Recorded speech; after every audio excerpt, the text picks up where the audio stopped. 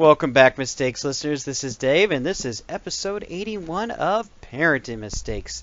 This week, Todd and I looked at a show on Netflix called Trollhunters, actually produced and created by DreamWorks, same people that brought you Kung Fu Panda 1 through 3 and several other feature films. Anyway, Todd and I did sit down and we watched part 1 and part 2 of the opening episodes of Trollhunters. So why don't you sit back, or if you're driving, relax, and we'll talk about this show.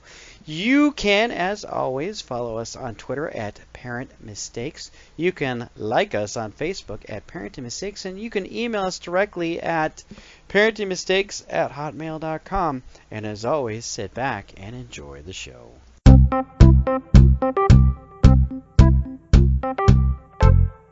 Todd. Yes, sir. Todd. Author, parent, Star Wars fan extraordinaire. Professor? Oh, professor, that's right. Doctor. That's right, Dr. Todd. Yeah. Do your students come up to you and say doctor? They do. Wow, and some of them call me professor. Professor? Like Yeah. Gilligan's Island? Yes. But there is no Marianne accompanying me to my class. Oh, can you imagine that poor guy's career? Yeah, I was the professor on Gilligan's Island, right? Yes. You had like one line every episode, but hey, it's pay, right? Yeah. But you could never really get into the wacky hijinks because you're the straight man. And you never really Right. made fun of the professor, right? He was just a catalyst for a lot of stories. The Well, professor has made a coconut phone. Right. Somehow he stringed a line to Hawaii. Do we ever find out what the name of the Gilligan's Island is? It's not called Gilligan's Island. I suppose. I wonder if there actually is an island that's been named after Gilligan. Why do you ask me these questions? I don't know. Sorry. Hey, so we were having an interesting conversation before we started the show. Usually the pre-show is a lot of fun. Because it's all maybe usually 5 seconds. Hey, you don't pull the whole curtain back there, Okay, sorry. Mr. Wizard. The wizard and the professor are here. Mans of high intellect, welcome to Parenting Mistakes. Because even when they pulled the curtain back in Wizard of Oz, he still had some pretty cool, like, gizmos Oh, and yeah, it's true. machinery going on there. He had some serious engineering. It is actually a pretty good sequence, right? When I think it's, is it Toto that pulls the Yes. curtain? Yes. And the professor is like, whoa, bud. Oh, He's don't trying look over here. I mean, how many times we've all seen that scene 1,000,002 times? Yes. Actually, I was listening to an interview with Mark Hamill this last week, speaking of Rogue One, Yes. and he pointed out something that no geek in the history of cinema has ever pointed out. Okay. I've never heard anybody talk about it, but it's a plot hole. And that is, he was talking about them filming the trash compactor scene. Okay. And when they leave the trash compactor, Luke's hair is completely dry. Okay. Right? And Mark Hamill brought it up to George Lucas while they were filming it. And he said, hey, dude, I was just in the trash compactor, underneath it, in fact, and my head's not wet. And George is like, so? And Harrison Ford apparently took him to the side and said, hey, kid, it's not that kind of movie. If the movie is based on how wet your head is after the trash compactor scene, we're in trouble. And it's true. I've never noticed it. Maybe when you exit the trash compactor, maybe they have one of those high-speed fans. That sounds like a true Star Wars fan right there. With certain, like certain businesses, you walk in and out, like my Starbucks has that sometimes, where like you open the door and then there's just this whoosh. Yeah, but like sort I said, of downward thing. Not a single internet site has ever mentioned it, right? It's just, I mean, we've watched that movie 1,000,002 times, and it's nothing you pick up on, right? I think we're off topic. Sorry. So you were asking, you know, We gotta have a little parenting fun, mistakes. How often do we? Right. We always stay on topic here on this show. Oh yeah, absolutely, always, never get off topic. Anyway, you were saying, hey Dave, is it all right to ask your children pointed questions? Yes, well, which is a very broad question, but the context. But pointed at the end. Well, yes, the context, of course, and we've it's been well documented. We've talked about this back and forth. My daughter going off to college and different phases of our kids are in and that sort of thing.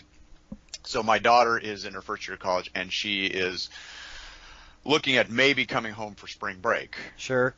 Because she goes to school in Michigan, and California is, of course, an intriguing destination for people because it's California. Yep. And it's warm. So she's going to bring some friends home with her, and mixture of boys and girls. Oh, wow. Okay. So I've always been kind of direct with my kids and asked them direct questions.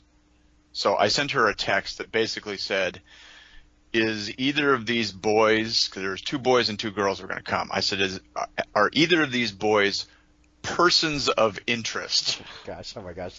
In the most indirect way.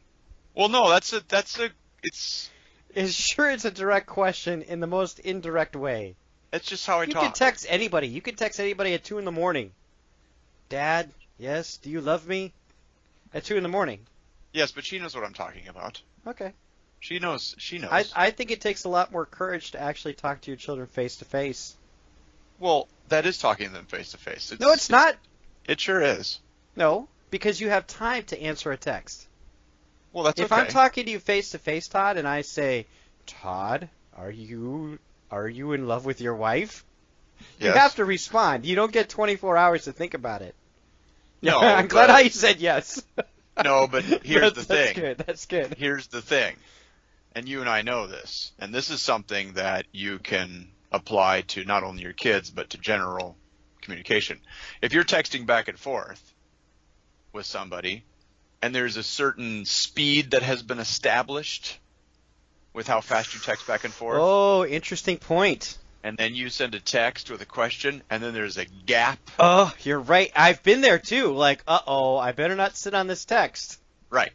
So if there's a gap, good point. Unless they come back later and say, oh, sorry, I got interrupted, which they could do. Yeah, they could do that. Okay. Hey, Dad, I was driving my car. That actually gives all sorts of legitimization. So there you go. So, maybe that'll be a future episode.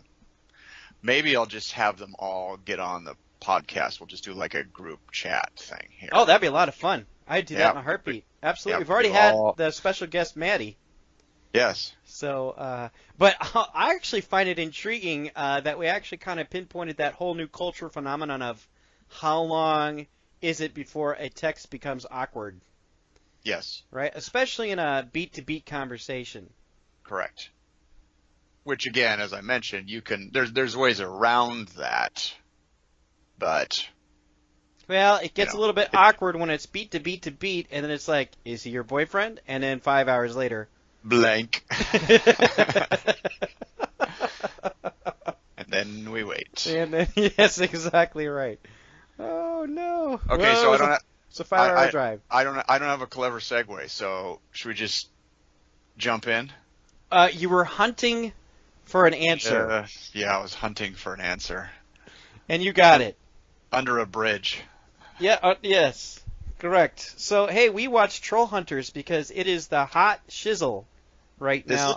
It is. I've heard a lot of people say. In fact, I've actually had a couple of people who've listened to our show say, have you watched Trollhunters yet? Which is why it came up in the queue. Okay. Or wasn't it? I don't know. I thought someone on your end had actually said we should watch Trollhunters. It doesn't matter. We'll check with our research department. Yeah, it's okay. Our customer service staff. I thought we got maybe we got an email. I don't know. It doesn't matter. I'm glad we watched it, right? Because, hey, it is the show that folks are watching. Well, it's this popular thing right now, and Netflix seems to be knocking a lot of these shows out of the park, all across the board. Okay. Right? I mean, one thing that we really should look at, you and I, is reviewing Fuller House. Like, if we're talking about future things, maybe even next week we should sit down and watch an episode of Fuller House, because they're into season 2, and quote-unquote, they're on Netflix, which means the leash is unleashed. Right? They can kind of get away with a few more things, right? Yeah. I mean, that's a interesting side conversation in and of itself of whether or not Netflix really does have kind of free reign. Because there are still, I think, sort of societal constraints in place. I agree. Yeah, there's a certain tone for that particular show that says if they start dropping the F-bomb every episode, then what am I watching? That's not what I paid for. Right, and they're still subject to, I believe, certain broadcasting guidelines. Is that true? Well, they put ratings on stuff, so I have to assume that they are. I thought they were like HBO, like, hey, sky's the limit. Because a lot of their stuff. Go ahead. But even HBO puts ratings on things. Sure. Yeah, but that's all governed by themselves. They don't have to do that. Right? We've talked about this before. I think we've talked about the MPAA before. The MPAA, and I'm not sure what the television group is that does all the ratings, but they're not the same group. But I know that it's self-governed. It's not like the government's coming in and saying, this is a T show, this is an R show, or an M show. Right. Well, but those ratings do exist on Netflix. We do see them. Yeah, they do. If you go into the description. All right. So Trollhunters is a show created for Netflix by DreamWorks. Yep. People that brought you Kung Fu Panda. That's right. And I'm just going to, for the sake of brevity, read the 2-line description. So, a 15-year-old boy stumbles upon a magical amulet that transforms him into a warrior with the title of Troll Hunter.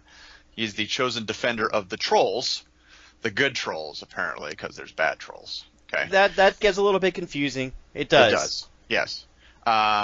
He is the chosen defender of the trolls that live below the human town of Arcadia, which there's an Arcadia down here in Southern California. I don't know if that's the intent or not, although they do spend quite a bit of time on sort of aqueducts, dry riverbeds. Yep. I'm assuming they're. I just assumed they're in California. I did. Yes. Now, whether or not Arcadia has a double meaning, I'm not sure. Right. So, live below the human town of Arcadia from miscreants who try to disrupt peace. Right. So, there you go. So, this plot is not a brand new concept.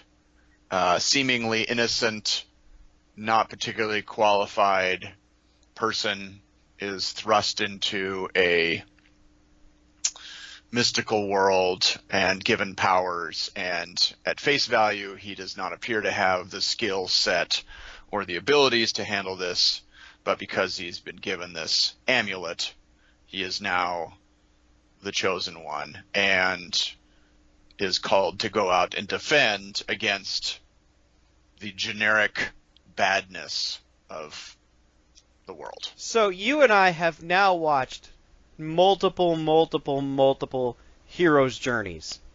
Correct. And for us, it's coming down to whether or not the hero's journey, I think we kind of come full circle on this stuff, because I think, how many times can we watch the hero's journey, right? But yes. Now for us, it's the execution of the hero's journey. Like, how well do they do their version of the hero's journey compared to, like, say, something else, right? I could name a myriad of different shows that we've watched and where there's an oddball character who's thrust into a sort of magical, mystical world, right? You know, I'm not going to include Larva in this. Nor should you. What a crazy show that is. Larva just still messes you up, doesn't it? Okay. Yeah, and we get into some of the minutia of, is the presentation of the story appropriate in terms of violence? And yeah, totally. I think that's the side themes and stuff like that. I think that's where we're evolving in Parenting Mistakes, because now we've sat through a lot of schlock, and now I think as we evolve into, good grief, 81 episodes, we're actually kind of getting now to understand the minutia of what they're trying to do, especially in kids programming. Yeah. And I'm coming finally to the terms after years of watching Disney episodes that, now it's a matter of execution, Right. Execution Yes. is important. And I'm not actually kind of bored by this stuff as much as I used to be.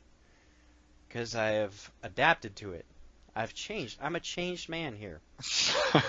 Well, of course you're a changed man. We're new every day. Thanks, Todd. Okay, so I have a couple perspectives on this, if I could. Yeah. Okay. So first of all, again, to your point, there's nothing really new under the sun. Right. These episodes, they're a formula. They really are. I mean, they are, the setup, as you said, the hero's journey, going back to Joseph Campbell and that sort of thing. I mean, And it's not like Joseph Campbell came up with that on his own. no, not He necessarily. just did it really well. Well, and he just wrote it all down, and people sort of follow the monomyth idea. Yeah. It's all there. The setup is all there. I mean, we have seen all of the exact same scenes in terms of, being discovered and, sort of this mystery, and then there's sort of the reveal, and then there's, the first conflict, and then there's sort of a level of acceptance, and then we move into sort of a episodic sort of formula going forward. Okay? Yep. There are two things that struck me. First of all, there's a line of dialogue before Jim. Yes? His name is Jim.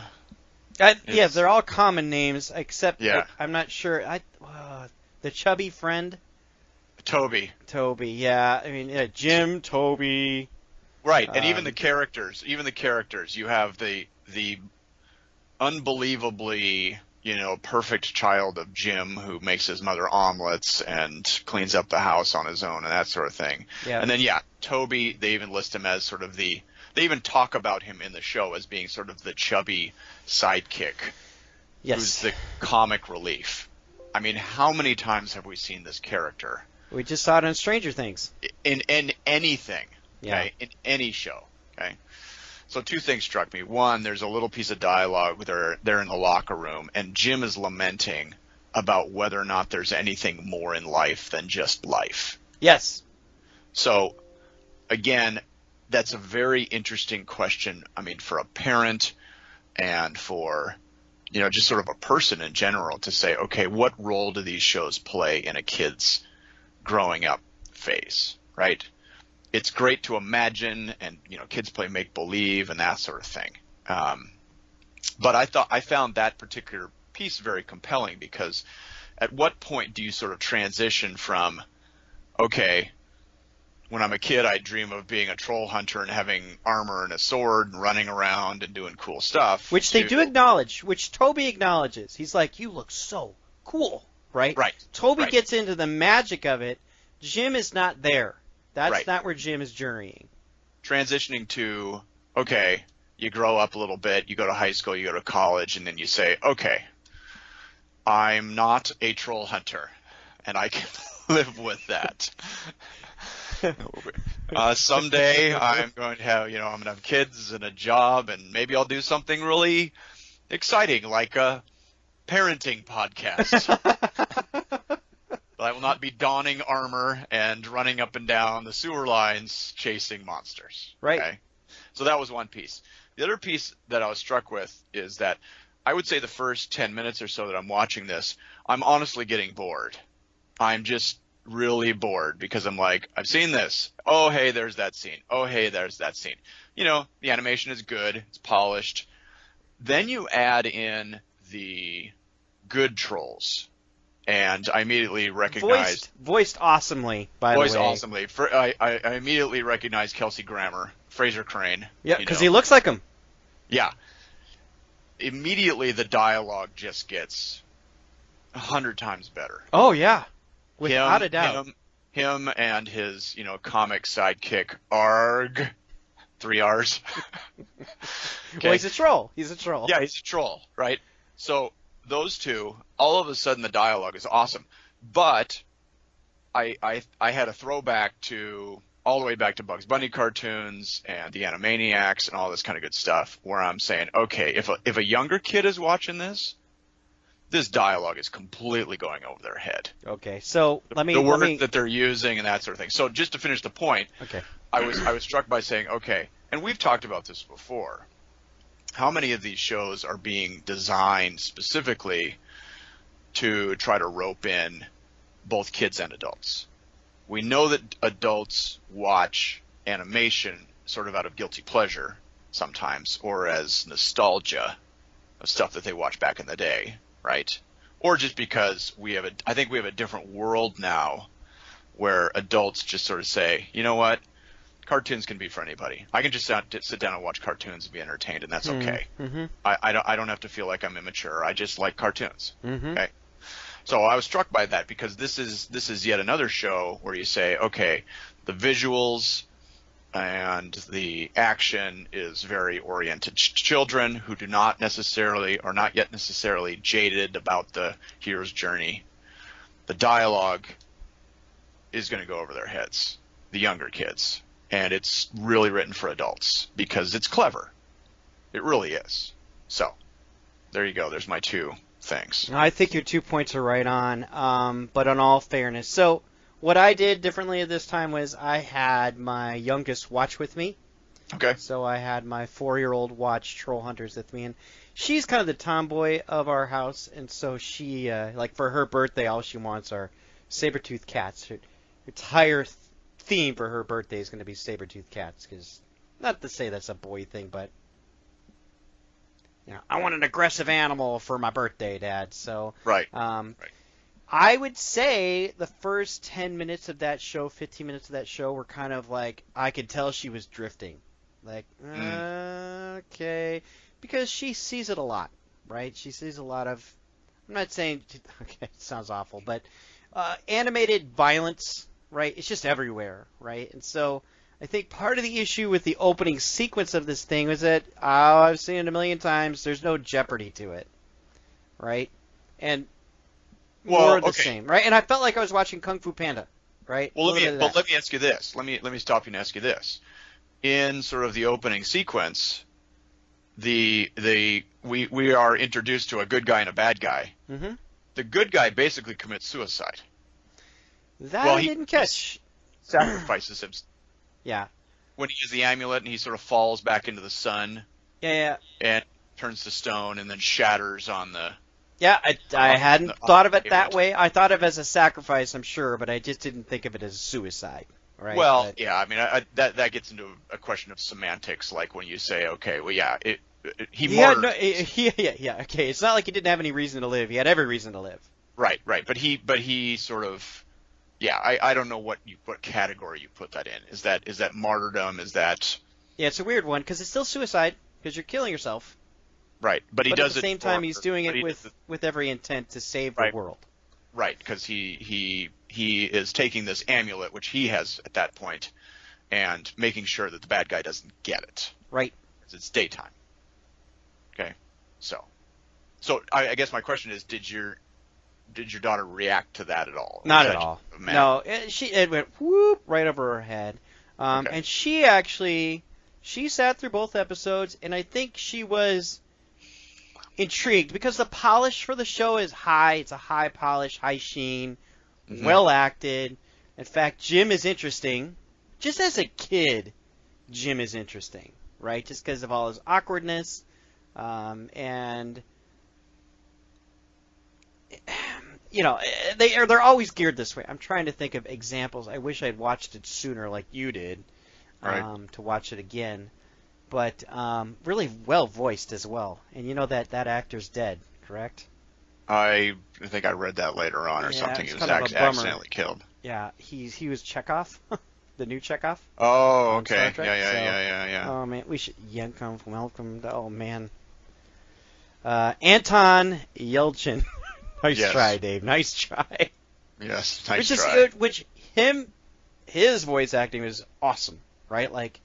He really is Jim. He makes up that character a lot. I'm trying to think. I remember. Okay, how should I put this? I found it entertaining. Trying to cut to the chase here without getting into too many details. Sure. That I can't remember, unfortunately. I'm so sorry, guys. I remember I liked it. I ended up liking it a lot. Maddie, on the other hand, I'm not saying it was a snooze fest for her, but she's kind of a yes man. But I could Right. tell, hey, would you like to watch a third episode with Dad? Sure, yes. But usually if they're really into something, they'll come back to me and say, Dad, when are we going to watch this again? Right. So Maddie, the 4-year-old, was like, I'll take it or leave it. It's just not my gig. As a 45-year-old, I thought this could go in a lot of interesting directions. Sure. Part of the thing I found interesting, too, is that the other trolls acknowledge that Jim is the first human picked to be a troll hunter. Which, Right. what this means, and we got a glimpse of what the troll world would look like, right? That was awesome. And I think that's where Maddie picked up, was when they go to the underworld and actually see the troll city. She was like, woo, right? It's just this blast of color, and it's interesting. And they have a whole world there for a whole season versus just a movie, which this could have been, where they just show you clippy clap and then they get back to the episode. Now we have a chance to actually see this whole thing, right? Right. We can totally explore this world. So I found that intriguing. So there's a lot of little nuggets that I think, versus this just being another DreamWorks animated feature, it's going to be this really good 13-run episode. Is it 13 episodes? I think it's more. Is it It's 10? 26. Yeah. 26? That's great. So. Yeah. Well, and as we've seen with other shows too, there's always kind of an interesting interplay between the kids, who are sort of again running the world and have to save the world, and the adults. Yeah. In this case, Jim's mom is. Oh, that was interesting. She's an accomplished professional. She's a doctor, a physician apparently, but works a lot, and Jim seriously like cooks and cleans and runs the house as a 15-year-old, which again, that's real neat and all, but I don't know a lot of 15-year-olds that just get up in the morning and just say, hey, I'm going to clean the house just because I can. Right. And Jim make my mom has an a omelet. really stupendously good heart. Did they explain where his dad was? Because he's not in the picture. They did not touch on that. That's probably somewhere we're going to go there too, I'm assuming. Well, and the other interesting piece is that you've got his history teacher, who is a very kind and nurturing and supportive character, but we learn very quickly is somehow aligned with the evil trolls, and may even be kind of their ringleader. So that's kind of an interesting angle too. So there you go. The one father figure that he might have turns out to be his nemesis. Correct. And I mean, all this to say, I mean, hey Disney, pick up on this. If you want to write parents out, do it this way. Right. Right? Because boy, if Disney could just play from some of this playbook, not all parents have to be stupid and irresponsible or neglectful or whatever. Right. It's an interesting angle to add that you're saying, okay, well, your history teacher is actually an evil overlord, controlling. And your mom is a single mom that actually has to work, who is a total professional, who does love him. There's no doubt about it. And actually is kind of interested in his life. It's not like, but they've written him into a position to actually be a troll hunter, right? He's going to have the time to do it, and there's not going to be a whole lot of explanations to give. Well, and they do, I mean, to their credit, we've talked about this a lot, and this is, again, a subtlety that a kid is not going to pick up, but the family scenarios that they come up with sometimes they're just silly. They're ridiculous. But the way they paint, hey, being a single parent, with a kid, trying to maintain a job and also nurture your kid while you're doing it alone is a challenge. And so mom is working a lot, but she's also really tired because she's working a lot, and that's real, right? As opposed to parents are just kind of off doing their thing, or kids can very easily manipulate them to do whatever they want, that sort of thing. Okay. I'm trying to process here. I was trying to think of another family situation that works really well that's believable, and I'm thinking maybe Peter Parker with Aunt May and Uncle Ben. He dies. Aunt May's left. Aunt May is his aunt, so she doesn't have the kind of investment that she would in Peter, I guess. At the end of the day, if my child ends up being a superhero, I think I'm going to find out. I think. I'm not exactly sure. Like, could your kids hide something? Do you think Jonathan gets his spider abilities? This is just an interesting geek question, but I'm like, is there any reality in which a parent would not know that your child is a superhero? Sure, absolutely. Come on. Really? Oh, You know, we've talked about this in a previous episode. Like, if your kid hides stuff from you, kids hide things from. If your child was Spider-Man and going to save the city of New York, Come on, first Spider. at the very least, once a week, he is out of the house for no unexplained reason other. He's telling you he's got to go. I guess I'm not in that phase. Because if my 7-year-old starts web-slinging, I'm going to know it. Sure. Well, and they in this first episode, they introduce it in bits and pieces. Like, there's a scene where he's in the bathroom with Toby and the two good trolls. Yeah. And he's in his armor, and he's like, "Oh yeah, Mom, I'm okay. I'm just a little sick." Whatever. That's right. Oh, right. She kind of hounds him. She goes after him. Oh, sure, but as a parent, I can tell you, as your kids get a little older, when they go in the bathroom and they're in high school, you're not exactly like busting in, going, "Hey, what's going on?" Right. Unless you hear a big thump or you hear a cry for help. Or it's like they hear a cry for help and leave the window. Right. It's a privacy thing. I don't go into my kids' rooms like when when they're in high school and that sort of thing. We've talked about that one before too. Yeah, But yeah. So, it's hard for me to fathom at some point that I won't be having the superpower of actually knowing wherever they are at any given time. Well, but they do provide a level of convenience for that because I would notice if my kids were gone because I'm home. Right. But they've said, "Oh, Mom's a doctor and she works weird hours and she's working, that's real too. Medical people, they work at 12, they can work a 7. Hey, Disney producers, executives, directors, watch this show. This is how it's done. Yeah. Right? Always make your parents doctors. It's very convenient because then you've either got a 12 or a 20. Literally, my dad is a physician. He has worked 24-hour shifts. It gives you a whole day. You can do all kinds of stuff. You could go fight crime and still get a nap. And your dad would never know. That's right. This was Todd's existence in high school. Who were you? I never knew. I know, except my mom was home, so she would have known. She would have known. If I was... Oh, that's a nice catch because we all know that your mom listens to the show. She listens to the show. Mom would have known that I was Superman. She would have known. She would have cleaned my super outfit. That's right. I think I could have probably snuck out the basement window when I was a kid. You never did. I never did. You should have, because that's how we TP'd you. Yeah, but I know. But how? Yeah, where would I have gone? To my house to TP me. I suppose. Anyway, so I guess to summarize, I'm going to call this show mostly harmless. I liked it, but I don't think it's for the younger audience that they're shooting for. Yeah, it's fairly clean. Again, your standard protagonist, antagonist. There's going to be violence. There's going to be some sinister elements. The history teacher's a little creepy. He's got kind of the demonized things going on there. So, but for the most part, it's standard stuff. But as we say with a lot of shows, if in doubt, sit down and watch it with your kids for a couple episodes. Which is what I did, and I realized that Maddie does not really want to watch this show. Right, and the parents may enjoy the dialogue. I mean, it's actually well written. I would say. Dare I say it's no little lunch, but but nothing is. Nothing is. All right, you can follow us on Twitter at Parent Mistakes. You can like us on Facebook at Parenting Mistakes. And I did find we have a listener who gave us a couple suggestions, so we're going to do those in the future. Oh, very good. And you can email the show, parentingmistakes@hotmail.com. We'd love to hear from you. You can support us financially on Patreon.